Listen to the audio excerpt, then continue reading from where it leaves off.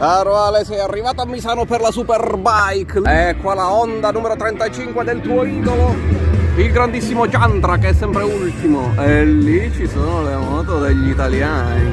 Guarda là, davanti al box di Nicolò Bulega, caro Papocchio, che ha vinto tutte le gare.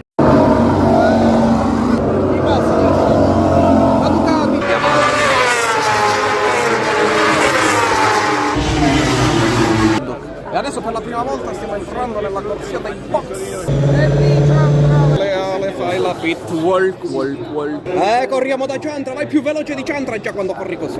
Ma sei vicino alla foto alla moto di Ciantra, siamo pieni di cose. È un autografo di Egerter hai fatto. Ale, ma ti hanno regalato un cappello della Yamaha? Hai visto?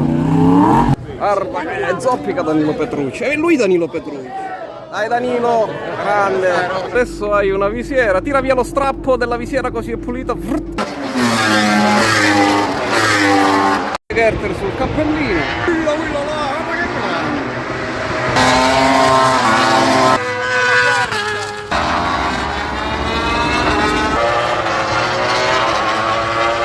Adesso ci siamo fatti la foto noi con Ciantrale.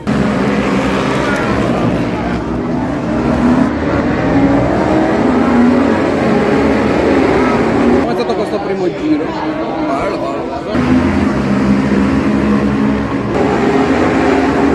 una caduta Salvador, ultimo giro Ale.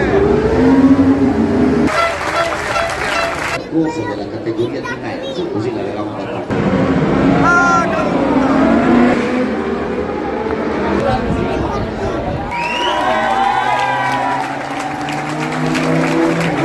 Dopo il tuo pisolino sta per cominciare la Superbike.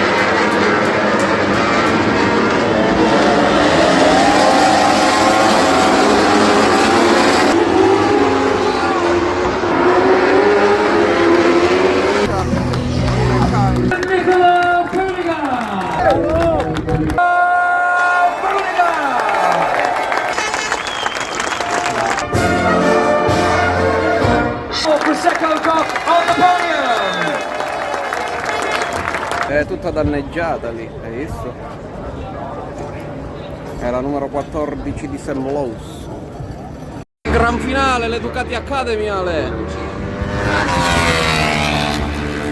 Ancora del gas. Ciao. Grazie mille, Grazie Nicolò.